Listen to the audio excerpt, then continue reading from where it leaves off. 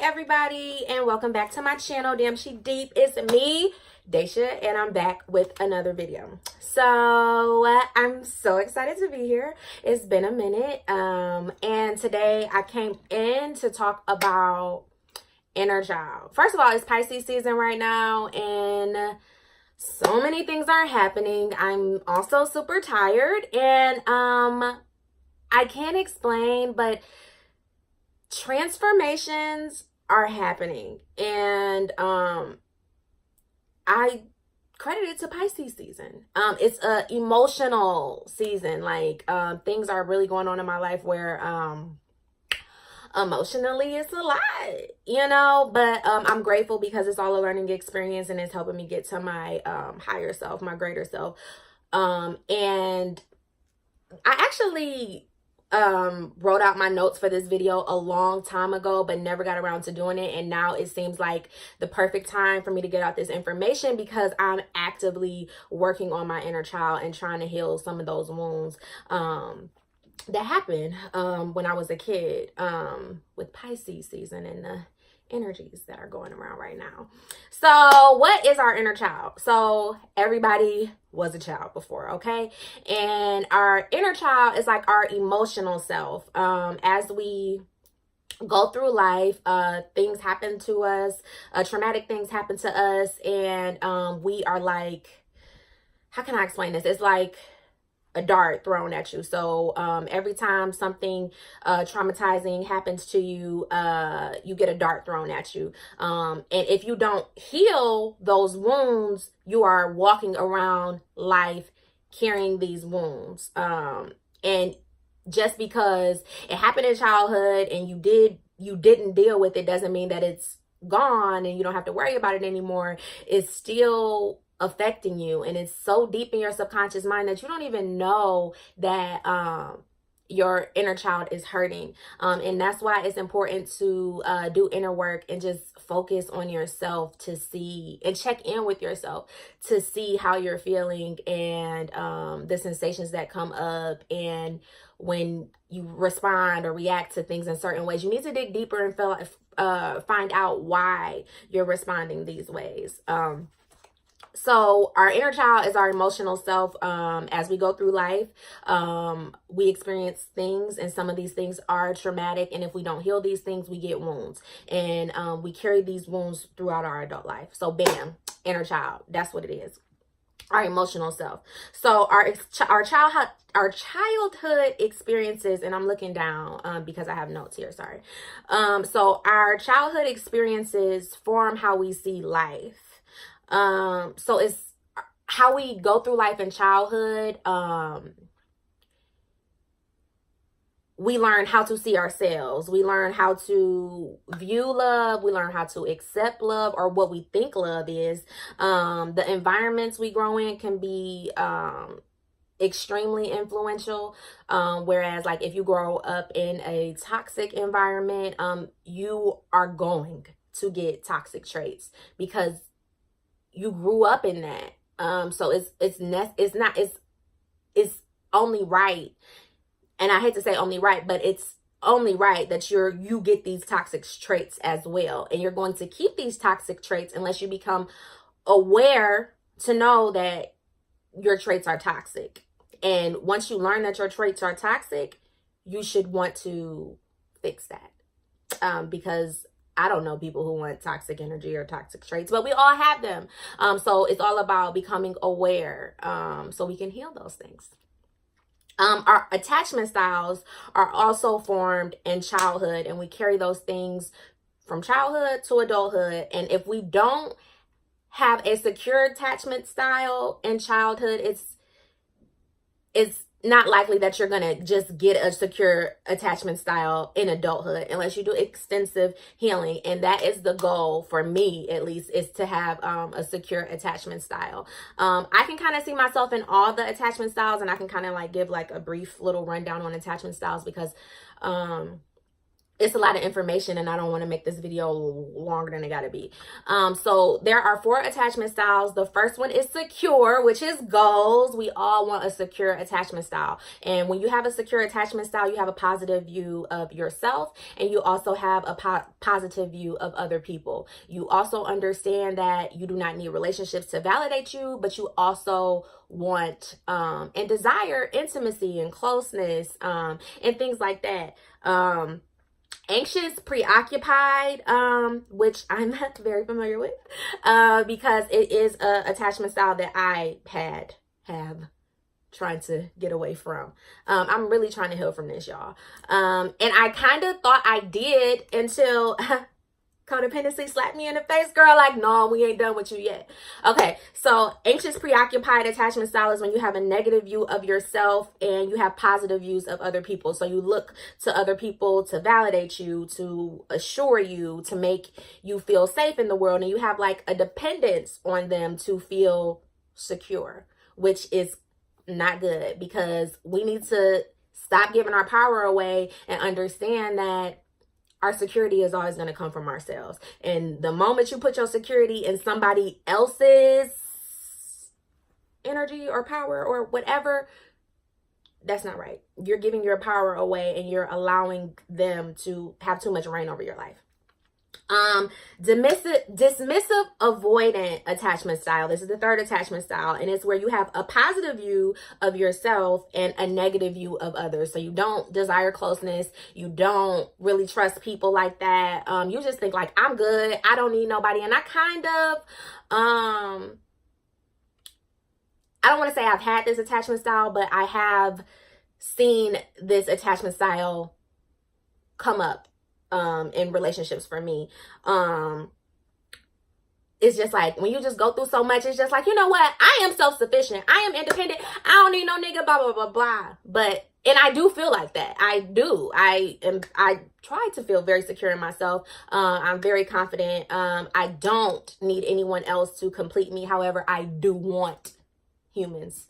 I do want to have human interaction. I do want friends. I do want a partner. I do want a family. The human experience, I don't want to say requires, but it doesn't. But that's a benefit of the human experience, being able to have relationships with other people. And I enjoy having relationships with other people because other people are my mirrors, and they show me the things that I need to work on, the areas that I can grow in, and people teach me things. So I try not to get caught up in the dismissive avoidant, but the dismissive avoidant really isn't my ministry. It's more so the anxious preoccupied, but I'm getting up out of that because I'm coming for secure relationships, healthy, balanced relationships, and secure attachment styles, all 2019 and ongoing, period. Okay, and the last attachment style is fearful avoidant, and a fearful avoidant attachment style is kind of characterized by like an unstable view of yourself and others. So it's, you kind of want friends and want relationships, but you're kind of scared to get close to people because you have a feeling that they're going to let you down. You also feel that you're unworthy and you don't deserve good relationships. So you can't really like let your guard down because you ultimately think the other person is going to play you. So yeah, that's just a little quick brief rundown on the attachment styles or whatever. But these attachment styles are formed in childhood, and that's why it's so important for us to do research and understand the attachment styles that we have. And if it's not serving us, trying to heal and get up out of that energy so we can manifest better and healthier and more balanced relationships. Bam. Also, our bonding to our caregiver, and this kind of goes back to attachment style, or if you don't have a bond with your caregiver, that's traumatic. The person who's supposed to take care of you, you don't feel like they take care of you. You don't feel safe with them. You don't feel a closeness with them. So you kind of grow up looking for that closeness in other people, but also scared of that closeness because you don't know what it looks like. You've never seen it. You don't know how to receive it. So our bonding, which goes back to our attachment style, our bonding to our caregiver, that's like our first relationship in our childhood. That kind of sets the tone for the other relationships that we'll have in our lives. So back to our inner child and these traumatic things that happen to us causing us wounds. So a lot of time, I can only speak for the Black community because I'm a part of the Black community. However, I know a lot of times many people are just taught to sweep things under the rug, don't even bother, just kind of let it go. I know for me personally, I don't want to say I haven't been taught how to deal with conflict, because I don't really know if that's true, but I'm still in process and I'm still trying to figure out things. I will say that I don't like having conflict with people that I love. And at some point, it became super important for me to be a good person and a nice person. And I thought that being a nice person meant that you don't rock the boat. You don't say things that make people feel away, and so on and so forth.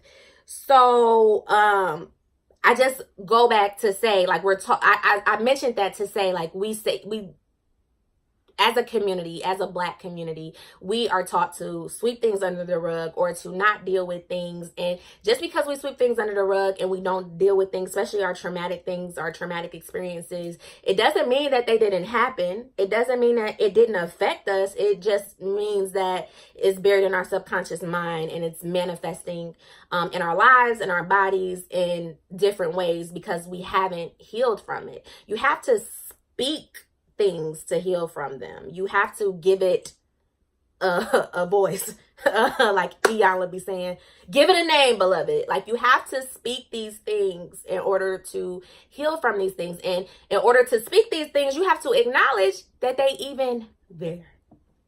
Okay, so when we don't heal our inner child, trauma manifests in many ways. So it can come out in fear, in anger, in anxiety, and having a bad attitude, and having a nasty attitude, depression. So it's important for us to deal with these things and get to the root of our issues and our actions and our reactions and why we're behaving the way we're behaving and why we're showing up the way that we're showing up, so we can transmute the trauma into healing energy.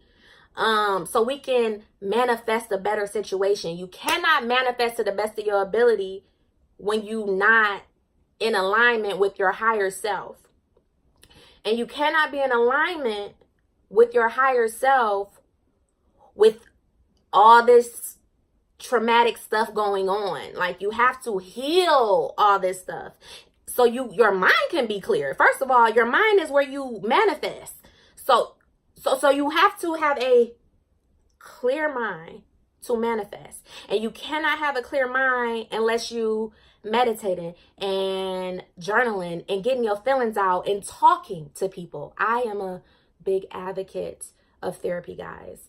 I'm about to have my license soon. Although I do spiritual counseling, and I believe this is a gift given from God and I don't need a license. However, I do feel like becoming a licensed social worker is a part of my path, and I'm about to get my license soon. So I'm saying all this to say, like, I will be able to offer therapy very soon. So I'm a big advocate for therapy, and I think that's a perfect way to help heal your inner child. But I also want to say it's not up to the therapist to heal your inner child. It's not up to me to heal your inner child. It's not up to nobody but you. You have to do the work. I could tell you all this information all day, but unless you apply it and actually do it, it's not going to work.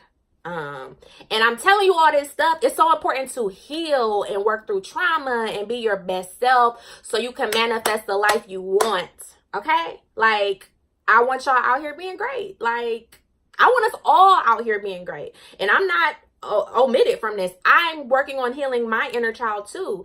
And I know if I don't heal my inner child and work on, beliefs that I've had and, attachment styles and all this, I'm not going to be able to manifest to the best of my ability because I'm stuck in played out energy. I'm stuck in the past.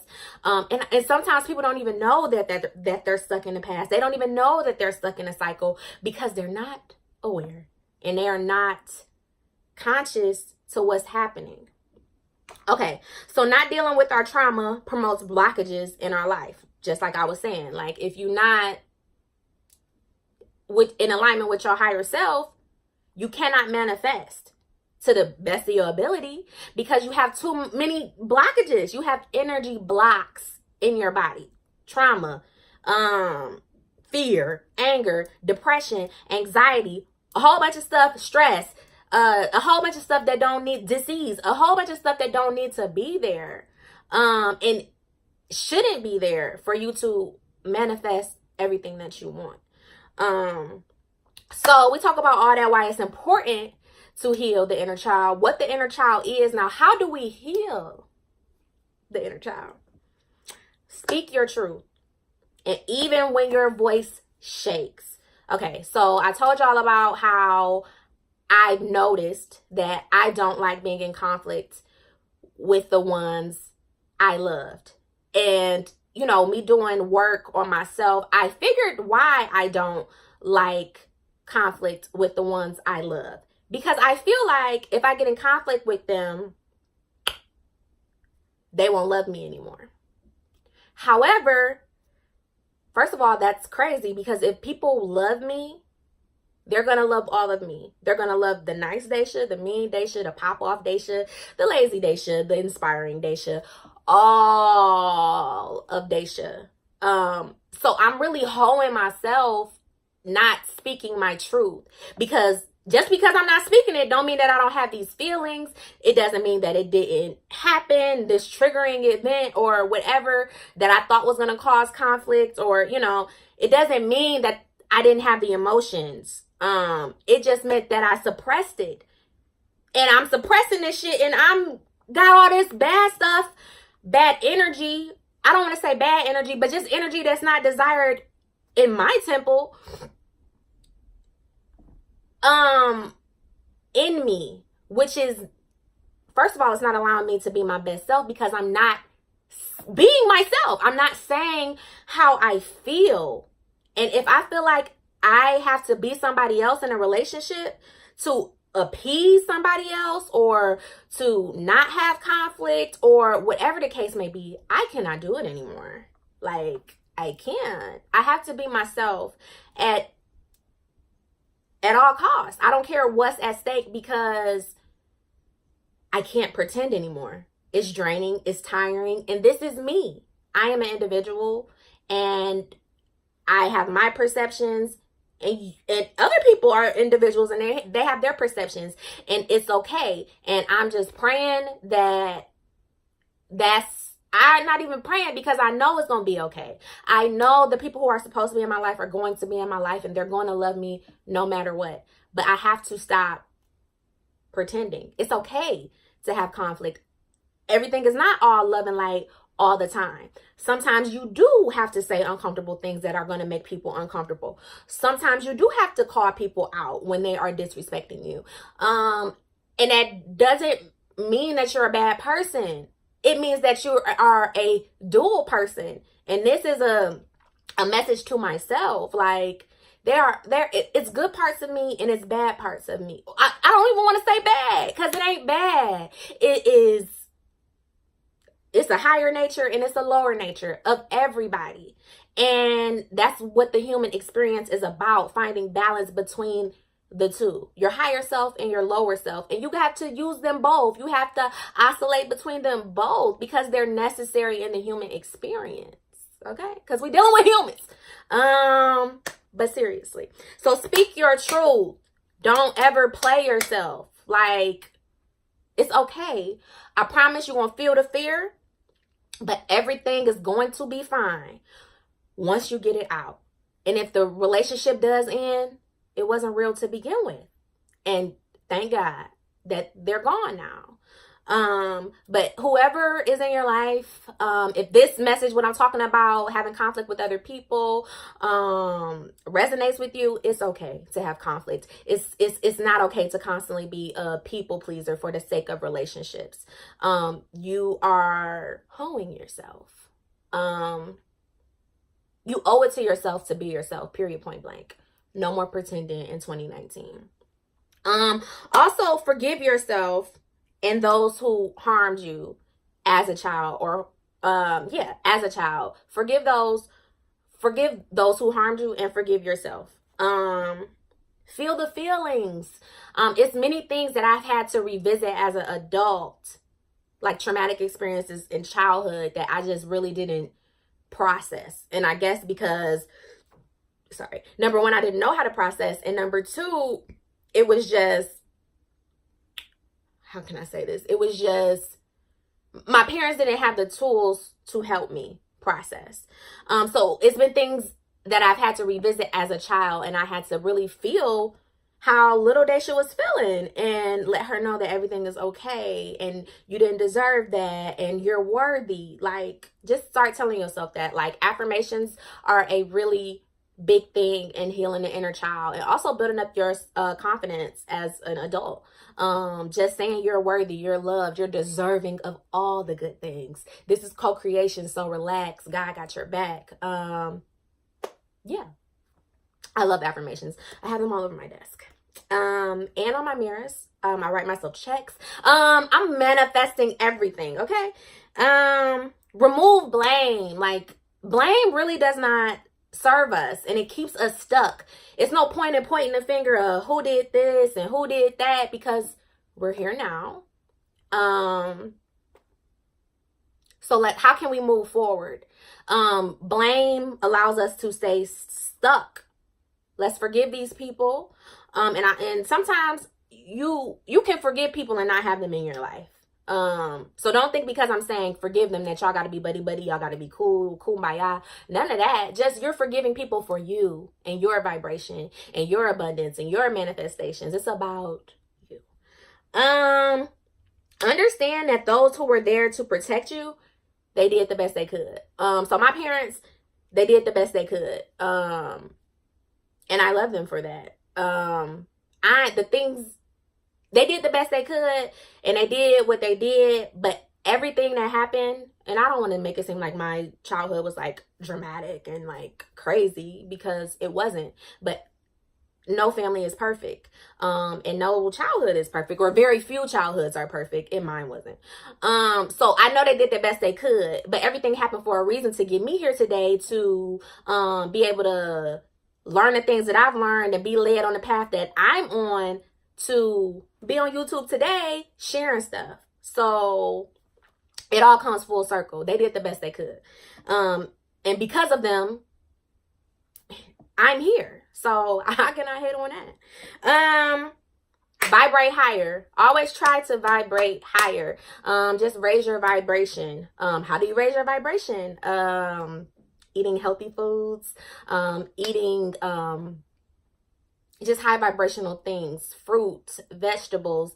I'm not really a meat eater, but I'm not a meat eater. So that's that on that. But if you eat and drink high vibrational things, smoothies, acai bowls, smoothie bowls, those things, I think that's how you say it. I hope so.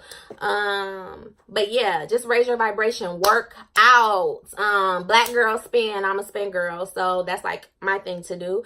But do things that you like to do. Get out in nature, take your shoes off and walk in a park or a beach, wherever you're living. Just do things that make you feel good. That's how you raise your vibration. Be creative. Being creative is a way that you can work with your inner child, because, you know, when we were kids, we had a huge imagination. I mean, we still have huge imaginations, but as we get older, we kind of taught to kind of suppress our imagination and stuff like that. But when you're in the vibration of creating, you're just like allowing your inner child to run free and just play and just enjoy and just be and exist. So that's the way to work with your inner child and heal your inner child. Do things that you used to do as a kid. I love opening my closet and playing dress up. Okay, like that gives me life. That's something I did as a kid, playing dress up, and I still like doing it now. Music. Oh my God, I loved music as a kid, just listening to music, singing, things like that. I used to be on LimeWire, like if y'all remember that, when that was hot. But I like always been a person who want to know the latest music and stuff like that. And music is like it's a vibe for me. So it's something that I really enjoy, and I like to sing and stuff like that. So that's a time where I can connect with my inner child, listening to music. Also, dancing, playing with little kids, especially little girls.